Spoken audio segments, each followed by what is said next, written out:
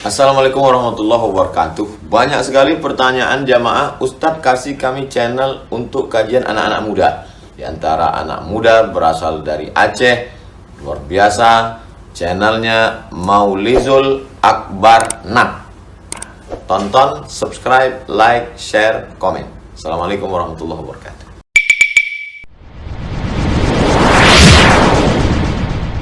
Orang yang ingin buru-buru salat Id, beda dengan terawih, perlai bagah-bagah le terawih kena je upi. Neci tanjang buat orang yang kena salat Id, mau buru-buru atau mau santai? Semua mau santai, karena buru-buru jam 7.30 itu menyusahkan semua orang. Mano mekarat-karat, pajuh mekarat-karat, jam mekarat-karat, lokasi parkir mekarat-karat. Tidak ada yang ingin terburu-buru salat Id kecuali panitia Masjid Raya Baitur Rahman. Nyantai perlai mekarat-karat. Tidak ada. Seharusnya datang santai ke masjid. Maka dalam tuntunan salat Id itu berjalan kaki ke masjid dari jalan yang jauh, bahkan supaya bisa bersilaturahmi dengan tetangga di kanan dan kiri, supaya menyunat sedekah, tajuk sedekah ke orang-orang yang perlu. Kalau orang yang ke salat Id ini orang alim, supaya sepanjang jalan orang-orang awam bisa berkonsultasi, bertanya hukum-hukum salat Id dan persiapan pagi hari raya. Yujak berjauh punya ubat toh daya kemayang pai putau cak keung dia berduduk kena berjauh santai je lah ya.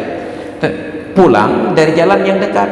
Kenyataannya kita pergi salat Id dari jalan yang dekat supaya bagah truk baik telat, dan pulang lewat jalan yang jauh putar kuburan ni lah, makan terbalik syariat ni. Tidak ada orang yang mau terburu-buru salat Id. Makanya hari raya kemarin, Senin hari raya, hari Selasa saya pulang ke Sikri, ketemu dengan kawan-kawan yang pulang mudik, mereka semuanya mengeluh, kamu susah lah ni, kurang raya berasal lepas remeh di Medmayang 7.30 salat. Rumah-rumah di kampung itu jarang yang punya kamar mandi lebih dari satu. Kalaupun ada rumah punya kamar mandi lebih dari satu, itu ada dalam kamar masing-masing. Yang pulang mudik ini tamu, bukan keluarga inti. Wow, rumah Tuhan. Ketika sudah ada tamu tambahan lebih dari kapasitas yang ada, maka sulit untuk menjadwalkan mandi tepat waktu. Merepah-repah kamu tahu, maka telat truk bak tempat solat Id. Peristiwa solat setahun sekali lewat gara-gara panitia terburu-buru. Mahai cahan. Maka coba dibuat survei.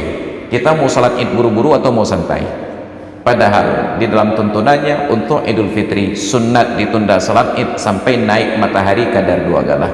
Waktu salat Id adalah waktu salat duha. Mah hantang ke buat dari tengku. Waktu kejap tengku leh berah kau. Tidak ada lagi keteladanan dalam dakwah-dakwah kita. Enggak ada lagi ajakan kepada sesuatu standar yang lebih tinggi. Maka untuk mengubah tidak sulit. Perubahan ibadat di Banda Aceh dan Aceh Besar tinggal mulai saja dari Masjid Raya Baitur Rahman.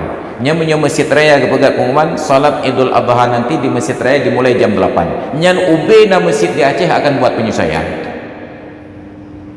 Tapi ke Mbak Masjid Raya yang tunggang pihak boleh-boleh. Mereka tidak tahu kapasitas mereka. Enggak tahu bahwa dengan sikap mereka yang terburu-buru mengganggu stabilitas ibadat di tempat-tempat yang lain.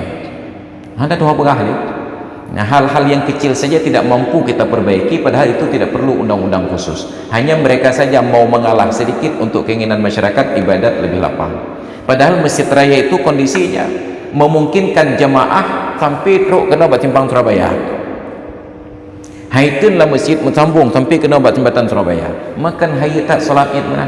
Kita lihat bagaimana dipublikasi di Rusia itu, di masjid Rusia itu salat Id sampai berjalan lebih panjang. Kita lihat di Mesir, kita melihat di negeri-negeri yang lain panjang. Tapi di Aceh tidak ada salat Id yang seperti itu. Padahal sangat memungkinkan Masjid Raya panjang salat Id. Diajak sekali-kali kita salat Id nanti jam 8 di Masjid Raya. Nyan dari caur keung urang kena idang. Nayang dong kemayang Id di Jambu Tape tapi imum di Masjid Raya. Tapi hanali pemimpin Aceh yang tim temiki benar.